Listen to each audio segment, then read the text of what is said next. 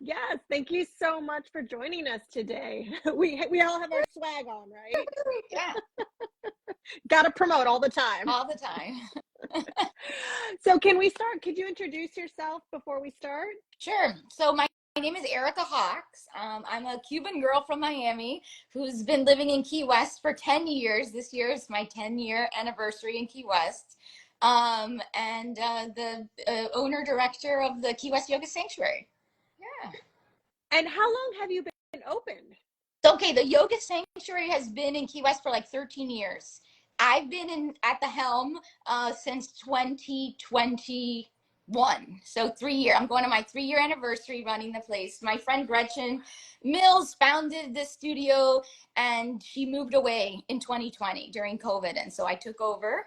And it's been my greatest honor, pleasure, treat, yeah, to do this. Wow. So Yeah. when you started, had you already been attending classes there? So it was kind of like one of the studios you knew, so you were So, familiar. well, I mean, I've been teaching yoga for 15 years. I started teaching in Miami at my Miami Life Center. I'm an Ashtangi.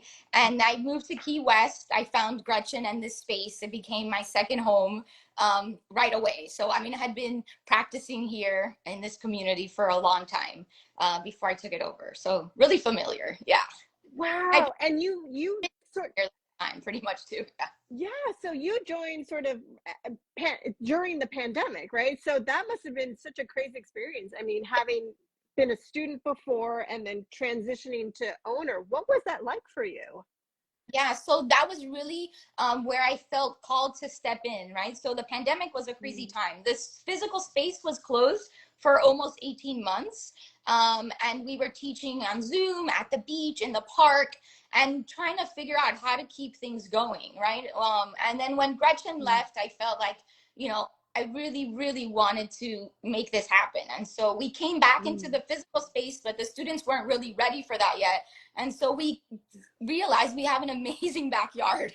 I'm like pointing in that direction because that's the backyard. And so we built an outdoor shala, right? So we built an outdoor yoga studio. If Mm. you see our pictures, most of the pictures you're going to see are of this like beautiful outside space.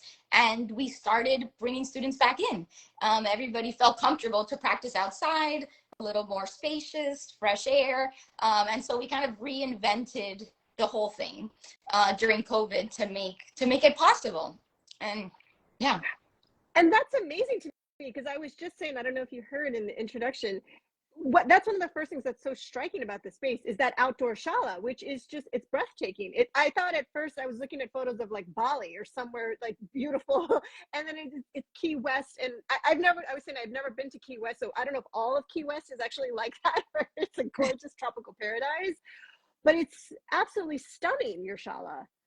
Thank you. I mean, it is a beautiful island, right? It's luscious, it's tropical. Mm. But this is really the only yoga studio that's like this, right? That I think pretty much, I mean, stateside, it's hard to find something as magical as this garden, right? And so we're super lucky to have just all this foliage, the greenery, the natural environment was already in place, right? All we did was build a platform and a little cheeky hut to cover it. Yeah. Yeah.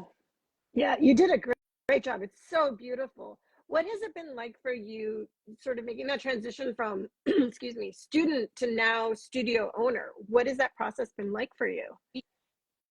So I mean, transitioning really, I've been teaching for such a long time, teaching here Mm. in this space and in other studios in Key West and in Miami. And so I had the experience not only of the student, but also of the like teacher employee.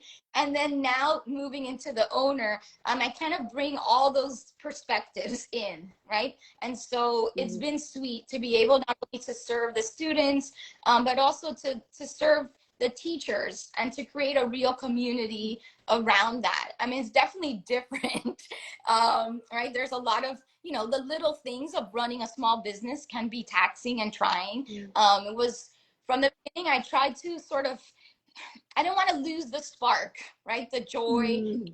practice, the teaching through like all the minutia of the day to day of the Mm. business. And so that took a while, right? The first year I was like kind Mm. of in the weeds a lot, you know, a little overwhelmed by all the things that I was like, oh, you know, I'm like yoga teacher. I Yeah. don't really want to, doing QuickBooks or whatever. But I feel like now I'm like in a, it's taken me a minute, but I have a really like a good team around me, the support that I need from my family and the students and the staff here. And so, I feel like I'm in a little rhythm. That's good. And haven't lost the joy in what I'm doing, right? That's the main thing. Yeah. And it is interesting, right? As you make that journey from, first you're a student and then you become a teacher, and then your relationship right with your practice and yoga changes maybe a little bit.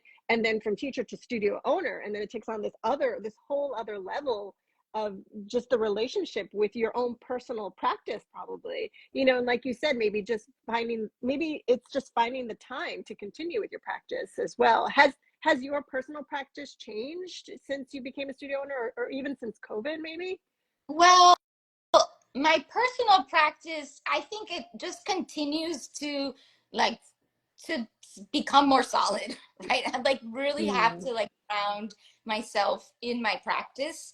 And it has to become a priority. Before, it wasn't hard to find the time, right? It's like you just nailed it. Now it's just like, okay, this still has to be the priority. Like if I'm not in my practice, then the whole thing is gonna crumble, right? And it's like I don't need to remind myself. The universe will remind me, right? Like if I'm not established in my practice, then I can't really support everything else that's going on here in a way that that's beneficial for everybody, right? So, like super super important. So if it's changed in any way, it's just really I don't know. It's like doubling down on it. Not that there's a lack of before, but it's really like you really have to keep it going. I always describe yoga, at least my personal practice, as a relationship, right? It's like sometimes I have to put a little more work into it. Sometimes it flows more effortlessly. And, I feel like the longer you spend time with it and have a practice, the more it's going to change. Hopefully the more it will change, and sort of adjusting to those different changes. Hopefully the practice helps us adjust to itself, right? So it's such an amazing thing to notice the longer, because now you've been practicing what probably sounds like 15 years at this point. I mean, I've been practicing, over 20 years. Ashtanga 2008. Yeah, that practice. And then practicing probably more than 20 years. I don't want to date myself, but definitely more years. And it's definitely evolved over time in that time, right? Like all those, there's ebbs and flows. We have, injuries, life happens. I've had 2 kids. And so there's, all these moments. Now it's really just like, okay, scheduling it like as a priority. It has to be like on my calendar as part of like my, as part of. And your studio, so even though your personal practice was sort of rooted in Ashtanga, but your studio offers all kinds of yoga, and workshops as well. I saw they have writing workshops as well. So it has a little bit of something for everybody. That's really been my idea, really, is to we're in Key West. We're like at the end of the road, right? And I'm here for all these years, and I always would have to travel, like to go to like workshops, to go see my teachers. And that's easier said than done sometimes, right? And so I thought about, when I took over, I was like, okay, I really want to do my best to bring all these things that I want to do all the time here to us. So now I'm bringing one of my friends' teachers, my Ayurveda teacher, Kate O'Donnell. She's going to be with us in about a week. She's already in town, but she's going to be doing Ayurveda in Women's Health with us next week, which is like a beautiful offering. And we have a lot of, I get to bring all my teachers. Yeah, luckily they want to come, and that's special too, right? So we're doing like workshops in-house. I have, a lot of people in different, that have studied in different lineages, right? So it's a small island. I don't think it would really be sustainable to try to just run an Ashtanga studio here. I'd be like, but so nice, right? We have a little bit of something for everybody. I have a great Kundalini teacher. We have a lot of Ayurveda, bringing a lot of Ayurveda programming. And so, of course, Ashtanga stuff, which is like near and dear to me. But, I know that also doesn't necessarily resonate with everybody, right? So, we try to get everybody hooked on yoga, however, somehow, some way. What have you found is one of the most popular workshops or classes that you offer?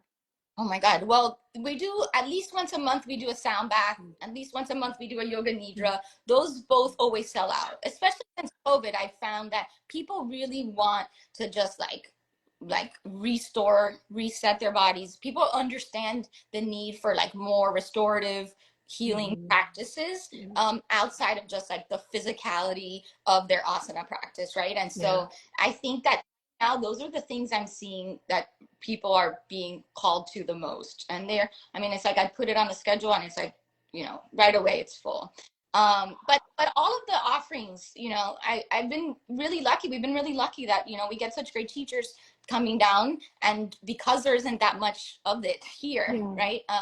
That level, you know, everybody's excited about everything. Are most of the people that come to your studio, are they locals, or do people travel from I mean, how far are you from Miami? I don't, my geography, I'm sorry, is terrible. So look, so we are like in a car, like 3.5 hours from Miami. Okay. And it's like a one road thing. So it could sometimes take a little bit longer than that. So it's not, people are not coming like for the day from Miami, but this is a very transient town, very touristy and seasonal. And so on any given day for the regular yoga offerings, which we have every day, like maybe like 5 to 7 classes on the schedule, it's like 50-50 locals and tourists. Wow. Which is neat as an experience for a practitioner. It's challenging for teachers, right? If you're like every day seeing new faces, because it's very, and so we're like in the heart of Old Town Key West, which is also, you know, it's a historic place where people come, the tourists, they stay around here and stuff. So the classes on a day-to-day basis, that's what I'm about. It's like a really good mix of locals and tourists. And then the workshops, same thing. We do see tourists coming, you know, they pop in and be like, oh, there's a sound bath this weekend. We get a few. The workshops tend to be more local centered. But we also have seasonal people, like every year, like I have some people that's like every year in January, I know they're going to be here for the whole month of January. And it's very sweet year on year to see their faces again and to have, you know, see their growth in their personal practice, like from year to year. It's different. It's definitely, I think Key West is unique in that sense, in terms of like a yoga community. It's very, very unique. Yeah. That is, I feel like this is the first, and I've had a lot of these conversations with studio owners. I think you're probably the first one where I've heard that it's a 50-50 with tourism, but it makes sense. I mean, when I travel to different places, I try to go visit local studios as well. So do you do that as well when you travel, just to check out different locations and different studios? Like it's like eating out, you know, you want to try the whole experience. Absolutely. Everywhere I go, right? I try to find a studio. If there isn't, you know, an Ashtanga studio, I'll go take any class that I find, you know, that I find. A lot of times, you know, if I'm on vacation, I might go to some some restorative classes. And, you know, but I like to visit studios. Now even I look at it in a different way, right? Before it was just for fun or just to like I practice in, but now as a studio owner, of course, I want to go to every yoga studio. I want to see, you know, every bit of swag. I want to see what people are doing are, right? And I want to meet teachers. Now I'm actually, when I do travel and I'm in a new studio, if I find a great class, a great teacher, I want to connect with them, and I want to, you know, invite them to come to Key West. And I've had the opportunity to do that a few times in the last couple of years, just meeting teachers in other cities and extending that invitation, and then creating a new relationship that's going to benefit this whole community. Really sweet. I love that. And I love that that's happening, and it really is. And you're supporting a local business as well, right? So all these studios, they're all in, you know, most are independently owned and they're small business owners. And every time, you know, we go visit another studio, we're supporting that local economy and that local teacher as well, and learning something new, right? Which is so exciting and so much fun. I love that. I love that it's happening, and I love your swag too. We have to do a swag trade. What's coming up in the future that you're really excited about? Are there plans to open another location, or is there a workshop, or are there retreats, or like what's coming up that you're excited about? So look, I'm really excited about women's health through Ayurveda, which Kate O'Donnell is coming to do. She's also going to be doing her book release here for her new book, which is that same health through Ayurveda. That's just in about a week and a half. But I'm also really excited to announce we're taking a group to India in October. pilgrimage to North India. It's kind of like a Ganges pilgrimage. Do the Ganga, Varanasi, a Hardwar, Rishikesh. Beautiful, beautiful experience, which we're going to incorporate into our curriculum too. So we'll have some teachings around it in advance, kind of prepare the group for this experience. We'll learn some mantras. We'll do some like work in preparation for this trip. And so that's going to be in October. We just announced it yesterday, like all the details. And so that's probably the biggest thing that I'm excited about. But on our website, you can see our all the programming through like the end of April is up. Summertime is a little bit more quiet here. We do a little bit of less stuff. So we're just like coming like, we're almost like midway through our season. So the website, keepusyogasanctuary.com, has all of our programming through the end of April. And then India, come to India with us in October. Yeah. Have you been to India? Will it be your first trip, or have you been before? In Mysore, and I've not been to India in quite a few years. So this is exciting for me to come back and to bring some of my students with me. Yeah. That's going to be such an amazing experience, and I love that you're incorporating it into the curriculum as well. So it's a good sort of lead up to the retreat experience. Yeah. India is such a beautiful place, and it just, as much preparation as you can have getting there and going there, it will make the experience just even deeper and more meaningful. I love that. Thank you so much, Erika, for chatting with us today. It's been so nice to meet you, and I love your beautiful space. I want to try to make it down there at some point. What is you keep saying the season, what is the season to what's the best time to go? Well, we call our season, we say November through like end of March, April is our season, right? That's like when the town is fullest. It's like and the weather is beautiful, right? Summer gets a little bit hot and it's humid, but really all year round it's nice here. Yeah, you can come anytime. Depends if you want to be, like in a like full vibrant town. I would say November through April is the time. But the rest of the time, it's actually it's nice and quiet. You can really enjoy things to yourself, right? You have the beach to yourself. You come, outside of that. Yeah. I love it. I think I'm definitely, the older I get, I'm more of a quiet person, right? So I go in the off season to everything. Oh, April's a beautiful time. April, it's not that hot yet. It's already quieted down. So come in April. That's right here. Couple months. All right. We're gonna have to do a field trip to go. And Ingrid from our team was on earlier, and she's actually, her family, she's gonna love it, and we're gonna be excited. We're gonna do a little field trip to go visit you guys. So thank you so much, Erika, and for joining us. Our new issue will be at your studio in June, and the theme of the issue is joy. And I love that you mentioned, getting in touch with our joy and keeping it as something, as much as we can, sort of a priority, right? Prioritizing our joy in our life. Like, I know it's something I work hard at. Sometimes it is work to keep your joy a priority, but sometimes it isn't, sometimes it isn't. So we're excited to share our joy, and you helped create this joy issue. So thank you so much for being a part of our community. Oh, it's been a pleasure. Thank you. I can't wait to see it.